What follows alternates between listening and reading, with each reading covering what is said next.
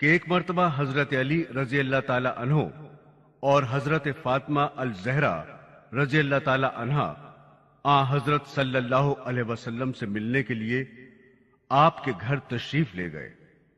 حضرت علی رضی اللہ تعالی عنہ فرماتے ہیں کہ جب ہم حضور اقدس صلی اللہ علیہ وسلم کی خدمت میں حاضر ہوئے تو دیکھا نبی کریم صلی اللہ علیہ وسلم رو رہے ہیں اور آپ پر گریہ طاری ہے۔ جب میں نے آپ کی یہ حالت دیکھی تو عرض کیا، یا رسول اللہ، میرے ماں باپ آپ پر قربان ہوں، آپ کو کس چیز نے رلایا ہے اور کس بنا پر آپ اتنا رو رہے ہیں؟ آپ صلی اللہ علیہ وسلم نے جواب میں فرمایا، میں نے شب معراج میں اپنی امت کی عورتوں کو جہنم کے اندر قسم قسم کے عذابوں میں مبتلا دیکھا، اور ان کو جو عذاب ہو رہا تھا وہ اتنا شدید اور ہولناک تھا کہ اس عذاب کے تصور سے مجھے رونا آ رہا ہے۔ محترم خواتین، سرکار دو عالم صلی اللہ علیہ وسلم کی اپنی امت پر اتنی شفقت ہے کہ ہم اس کا اندازہ بھی نہیں کر سکتے۔ مثلا ایک انتہائی مہربان اور شفیق ماں جو اپنی اولاد پر جان قربان کر دینے والی ہو، اگر وہ ماں اپنی اولاد کو جیل کے اندر سخت قسم کی سزائیں سہتے ہوئے دیکھے تو یقیناً اس ماں کا کلیجہ منہ کو آ جائے گا، اور ان سزاؤں کو دیکھ کر وہ ماں باپ یقیناً رو پڑیں گے۔ اور حضور اقدس صلی اللہ علیہ وسلم کی شفقت اور محبت تو ساری دنیا کی ماؤں سے کہیں زیادہ بڑھ کر ہے۔ اس لیے آپ صلی اللہ علیہ وسلم نے فرمایا کہ میں نے اپنی امت کی عورتوں کو جب ہولناک عذاب میں مبتلا پایا، اس کی وجہ سے مجھے رونا آ رہا ہے کہ میری امت کی عورتوں پر اس طرح کا ہولناک عذاب ہوگا۔ اس کے بعد حضور اقدس صلی اللہ علیہ وسلم نے اس کی وضاحت فرمائی کہ میں نے جہنم کے اندر عورتوں کو کس کس طرح عذاب میں مبتلا دیکھا۔ چنانچہ آپ صلی اللہ علیہ وسلم نے فرمایا، میں نے ایک عورت کو دیکھا کہ وہ اپنے بالوں کے ذریعے جہنم کے اندر لٹکی ہوئی ہے اور اس کا دماغ ہنڈیا کی طرح پک رہا ہے۔ ایک تو خود جہنم کے اندر ہونا بذات خود کتنا ہولناک عذاب ہے۔ اللہ تعالی ہم سب کو اپنی پناہ میں رکھے، آمین۔ اور پھر بالوں کے بل لٹکانا یہ انتہائی تکلیف دہ سزا ہے، اور پھر دماغ کا پکنا یہ تیسری سزا ہے۔ پھر فرمایا، میں نے دوسری عورت کو جہنم میں اس طرح دیکھا کہ وہ زبان کے بل لٹکی ہوئی ہے۔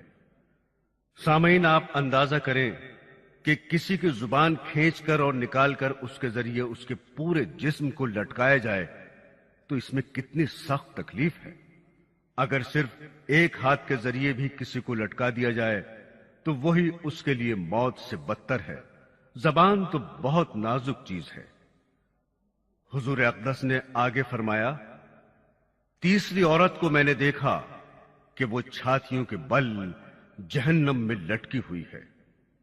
چوتھی عورت کو میں نے اس طرح دیکھا کہ اس کے دونوں پیر سینے سے بندھے ہوئے ہیں اور اس کے دونوں ہاتھ پیشانی سے بندھے ہوئے ہیں۔ پانچویں عورت کو میں نے اس حالت میں دیکھا کہ اس کا چہرہ خنزیر کی طرح ہے اور باقی جسم گدھے کی طرح ہے، مگر حقیقت میں وہ عورت ہے اور سانپ بچھو اس کو لپٹے ہوئے ہیں۔ چھٹی عورت کو میں نے اس حالت میں دیکھا کہ وہ کتے کی شکل میں ہے اور اس کے منہ کے راستے سے جہنم کی آگ داخل ہو رہی ہے، اور پاخانے کے راستے سے آگ نکل رہی ہے، اور عذاب دینے والے فرشتے جہنم کے گرز اس کو مار رہے ہیں۔ اس طرح 6 عورتوں کو ہونے والے عذاب کی تفصیل حضور اقدس صلی اللہ علیہ وسلم نے بیان فرمائی۔ اس کے بعد حضرت فاطمہ الزہرا رضی اللہ تعالی عنہا نے عرض کیا کہ ابا جان، ان عورتوں پر یہ عذاب ان کے کون سے اعمال کی وجہ سے ہو رہا تھا؟ ان کے کون سے ایسے اعمال تھے جن کی وجہ سے آپ صلی اللہ علیہ وسلم نے ان کو اس ہولناک اور دردناک عذاب میں مبتلا دیکھا؟ اس کے جواب میں حضور اقدس صلی اللہ علیہ وسلم نے ارشاد فرمایا کہ جس عورت کو میں نے سر کے بالوں کے ذریعے جہنم میں لٹکا ہوا دیکھا اور جس کا دماغ ہنڈیا کی طرح پک رہا تھا، اس کو یہ عذاب گھر سے باہر ننگے سر جانے کی وجہ سے ہو رہا تھا۔ وہ عورت نامحرم مردوں سے اپنے سر کے بال نہیں چھپاتی تھی۔ محترم سامعین، اب اگر ہم اپنے گرد و پیش کا جائزہ لیں تو ہمیں آج یہ گناہ عام ہوتا ہوا نظر آتا ہے۔ حالانکہ خواتین کے لیے حکم یہ ہے کہ سر کے بال ان کے سطر کا حصہ ہیں، کیونکہ عورت کا پورا جسم سر سے پاؤں تک سوائے چہرے کے اور سوائے دونوں ہتھیلیوں کے اور دونوں پیروں کے پورا جسم سطر ہے، جس کو نماز میں چھپانا فرض ہے، کیونکہ اگر نماز میں کم از کم چوتھائی سر کے بال کھل جائیں اور اتنی دیر کھلے رہیں جتنی دیر میں 3 مرتبہ سبحان اللہ پڑھ لیا جائے تو نماز نہیں ہوگی۔ پردے کے حکم میں سر سے پاؤں تک پورا جسم داخل ہے، جس کو نامحرم مردوں سے چھپانا گھر میں بھی ضروری ہے اور گھر سے باہر بھی ضروری ہے۔ لہذا گھر میں اور گھر کے باہر نامحرم مردوں کے سامنے سر کے بال کھول کر آنا گناہ ہے، اور یہی اس کا عذاب ہے جو آپ نے ابھی سنا۔ لہذا خواتین یہ بات سن لیں، نامحرم مردوں کے سامنے ننگے سر آنے کا عذاب سرکار دو عالم صلی اللہ علیہ وسلم یہ بیان فرما رہے ہیں کہ میں نے اپنی آنکھوں سے ان کو جہنم کے اندر سر کے بل لٹکے ہوئے دیکھا ہے اور ان کا دماغ ہانڈی کی طرح پک رہا تھا۔ اللہ کی پناہ۔ دوسری عورت جس کو حضور اقدس صلی اللہ علیہ وسلم نے دیکھا کہ وہ زبان کے بل جہنم کے اندر لٹکی ہوئی ہے، اس کے بارے میں آپ صلی اللہ علیہ وسلم نے فرمایا کہ یہ وہ عورت ہے جو اپنی زبان درازی سے اپنے شوہر کو تکلیف پہنچایا کرتی تھی۔ سامعین گرامی، بعض عورتوں میں بلا شبہ یہ بری خصلت پائی جاتی ہے کہ وہ بہت ہی منہ پھٹ، زبان دراز، بدگو اور بہت زیادہ زبان چلا کر اپنے شوہر کو تکلیف پہنچانے کی عادی ہوتی ہیں، اور یہ بات تو مرد کے لیے بھی جائز نہیں کہ وہ اپنی زبان سے اپنی بیوی کو ناحق تکلیف پہنچائے یا اس کو ستائے اور پریشان کرے۔ مرد کے لیے یہ بات باعث عذاب اور باعث وبال ہے، لیکن اس حدیث میں یہ صفت خاص عورتوں کے متعلق بیان کی جا رہی ہے کہ بات بات پر شوہر سے لڑنا، بدتمیزی کرنا اور ایسی باتیں کرنا جس سے شوہر کا دل دکھے، اس کو تکلیف اور ایذا پہنچے، ایسی خواتین کے بارے میں یہ عذاب بتایا گیا ہے کہ وہ جہنم میں زبان کے بل لٹکیں گی۔ اب ذرا سوچئے، اگر انسان کسی کو ہاتھ سے مار دے یا کسی چیز سے مار دے تو اس کی تکلیف زیادہ دیر تک باقی نہیں رہتی، لیکن زبان سے بعض اوقات انسان ایک ایسا کلمہ کہہ دیتا ہے جو زندگی بھر انسان کو نہیں بھولتا۔ زبان جسم کا بہت چھوٹا سا حصہ ہے، مگر اس کے گناہ بڑے سنگین ہیں۔ ان سنگین گناہوں میں سے ایک گناہ زبان درازی بھی ہے۔ یہ ایک ایسا سنگین گناہ ہے کہ جو گھر کے سارے سکون کو غارت کر دیتا ہے اور زندگی کو اجیرن بنا دیتا ہے۔ اگر اس کا سبب کسی خاتون کی زبان ہے تو اس کے لیے اس حدیث میں یہ عذاب اور وبال بیان کیا گیا ہے۔ اس لیے خواتین کو اس بات کا خیال رکھنا چاہیے کہ وہ زبان سے کوئی ایسا کلمہ نہ نکالیں جس سے ان کے شوہر کو کوئی تکلیف پہنچے۔ ایسے ہی شوہروں کی یہ ذمہ داری ہے کہ وہ بھی اپنی زبان سے ایسی بات نہ کہیں جس سے بیوی کو تکلیف پہنچے۔ تیسری عورت پر گناہ کا سبب۔ جی ہاں، تیسری عورت جس کو حضور اقدس صلی اللہ علیہ وسلم نے دیکھا کہ وہ اپنی چھاتیوں کے بل لٹکی ہوئی ہے، اس کے بارے میں آپ صلی اللہ علیہ وسلم نے فرمایا کہ یہ وہ عورت ہے جو شادی شدہ ہونے کے باوجود दूसरे मर्दों से नाजायज ताल्लुक रखती थी।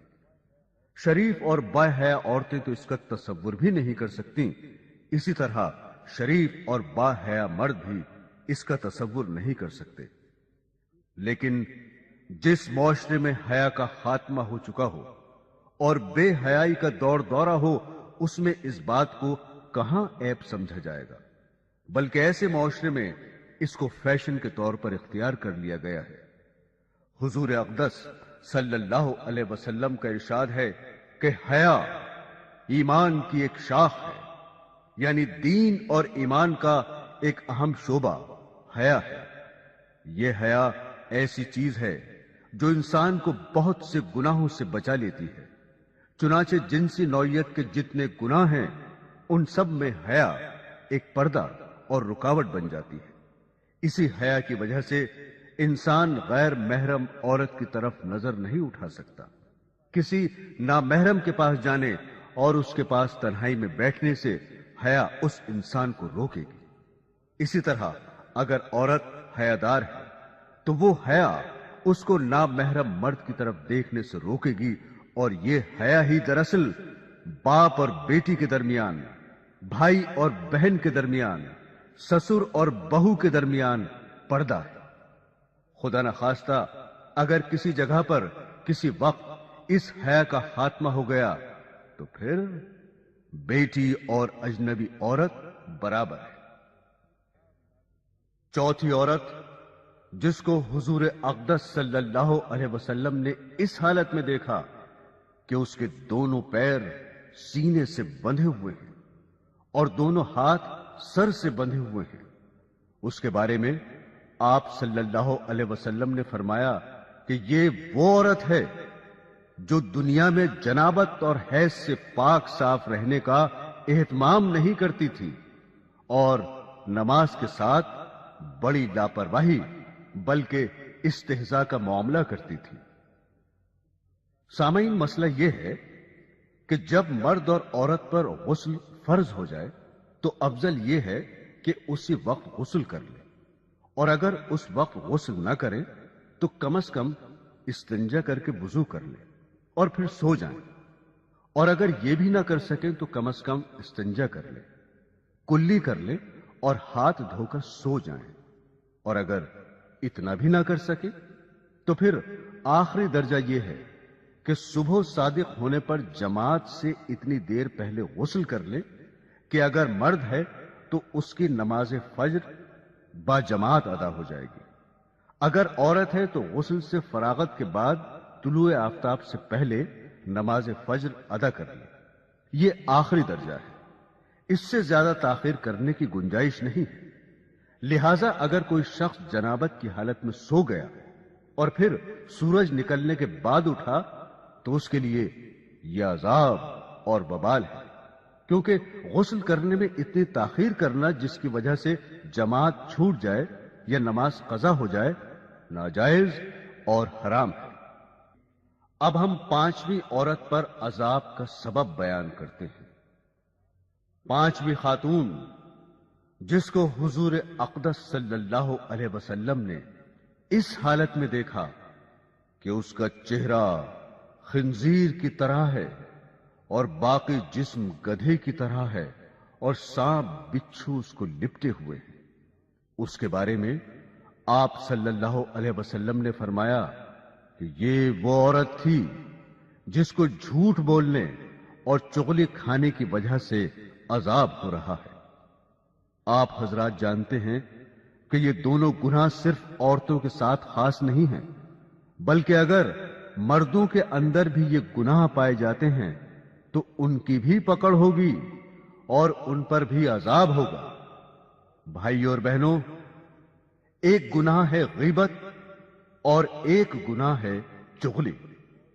ये दोनों गुनाह हराम हैं, दोनों से बचना बहुत जरूरी है, लेकिन इन दोनों में थोड़ा सा फर्क है। गीबत इसे कहते हैं कि किसी के पीठ पीछे उसकी इस तरह बुराई करना कि अगर उसको मालूम हो जाए तो वो उसको नापसंद करे। मसलन किसी शख्स में कोई ऐब है, अब हम दूसरों को जाकर बता रहे हैं کہ فلاں شخص میں یہ عیب ہے، اس کا نام غیبت ہے۔ لیکن اگر ہم کسی شخص کی برائی اس کی پیٹھ پیچھے اس نیت سے کریں تاکہ دونوں میں لڑائی ہو، بدگمانی ہو اور نا اتفاقی پیدا ہو، اس کو چغلی کہتے ہیں۔ اور چغلی کا گناہ غیبت سے بڑھ کر ہے، اس لیے کہ غیبت میں تو صرف دوسروں کی برائی مقصود ہوتی ہے، لیکن چغلی میں تو برائی کے علاوہ یہ بھی مقصود ہے کہ ان دونوں کے درمیان لڑائی ہو اور ان دونوں کے درمیان جو دوستی اور محبت کا تعلق ہے وہ ختم ہو جائے۔ مثلا ساس نے بہو کی باتیں سسر کے سامنے یا اس کے شوہر کے سامنے لگائیں، اب شوہر بیوی سے خفا ہو رہا ہے اور سسر بھی بہو سے بدگمان ہو رہا ہے، یہ چغلی ہے اور حرام ہے۔ اور آج کل یہ مسئلہ عام ہے، ہر گھر کا مسئلہ ہے۔ ایک گھرانہ جو ساس، بہو، سسر اور شوہر ان چاروں افراد پر مشتمل ہے، لیکن چاروں ایک دوسرے سے کٹے ہوئے ہیں، اس لیے کہ چاروں اس چغلی کی مصیبت میں مبتلا ہیں اور ہر ایک دوسرے کی چغلی اور بدگمانی میں لگا ہوا ہے۔ اس کی وجہ سے گھر کا نظام درہم برہم ہو گیا، گھر کا سکون غارت ہو گیا، اور آخرت میں بھی اس پر بڑا عذاب اور وبال ہے۔ بعض لوگوں میں احسان جتانے کی بری عادت ہوتی ہے، وہ اس گناہ سے بطور خاص بچیں۔ محترم خواتین و حضرات، دراصل احسان جتلانا ہی چھٹی عورت پر عذاب کا سبب بنا۔ جی ہاں، چھٹی عورت جس کو حضور اقدس صلی اللہ علیہ وسلم نے اس حالت میں دیکھا کہ وہ کتے کی شکل میں ہے اور اس کے منہ سے آگ داخل ہو رہی ہے اور پاخانے کے راستے سے آگ باہر نکل رہی ہے اور فرشتے جہنم کے گرز سے اس کی پٹائی کر رہے ہیں، مار رہے ہیں۔ اس کے بارے میں حضور اقدس صلی اللہ علیہ وسلم نے فرمایا، اس عورت کو یہ عذاب دو گناہوں کی وجہ سے ہو رہا ہے، ایک حسد کرنے کی وجہ سے اور دوسرے احسان جتلانے کی وجہ سے۔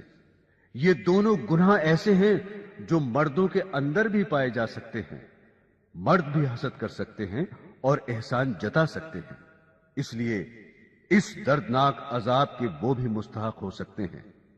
اگر خواتین ان گناہوں کو کریں گی اور توبہ نہیں کریں گی تو وہ بھی اس عذاب کے اندر مبتلا ہوں گی۔ بھائی اور بہنوں، احسان جتلانے کا مطلب یہ ہے کہ ہم نے کسی کے ساتھ حسن سلوک کیا، لیکن جب ہمارا موقع آیا کہ ہمارے ساتھ کوئی ہمدردی کرے اور احسان کرے، ہمارے ساتھ تعاون کرے، اس وقت اس شخص نے ہمارے ساتھ تعاون نہ کیا تو فوراً یہ احسان جتلا دیتے ہیں کہ تمہارے موقع پر تو ہم نے تمہاری بڑی خدمت کی، بہت کام آئے، لیکن ہمارے موقع پر تم نے طوطے کی طرح آنکھیں پھیر لی۔ یہ ہے احسان جتلانا۔ اسی طرح آج کل حسد بھی اتنا پیدا ہو گیا ہے کہ کوئی شخص دوسرے کو کھاتا نہیں دیکھ سکتا، پیتا نہیں دیکھ سکتا، پہنتا نہیں دیکھ سکتا، رہتا نہیں دیکھ سکتا۔ یہ حسد مردوں میں بھی پایا جاتا ہے، مگر عورتوں میں کچھ زیادہ پایا جاتا ہے۔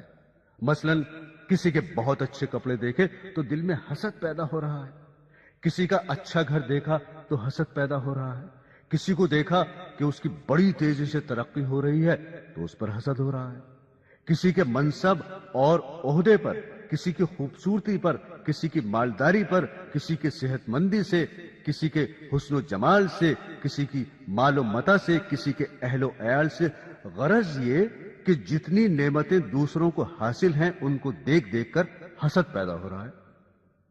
اصل میں حسد کے معنی یہ ہے کہ انسان دوسرے کے پاس کوئی نعمت دیکھ کر دل میں جلے اور یہ تمنا کرے کہ اس سے یہ نعمت چھن جائے اور مجھے مل جائے، یعنی زوال نعمت کی تمنا کرنا، اس کا نام حسد ہے، اور یہ گناہ کبیرہ ہے، اور ایسا گناہ ہے کہ اس کی وجہ سے اس عورت کو دردناک عذاب ہو رہا تھا جو حضور اقدس صلی اللہ علیہ وسلم نے اس حدیث میں بیان فرمایا۔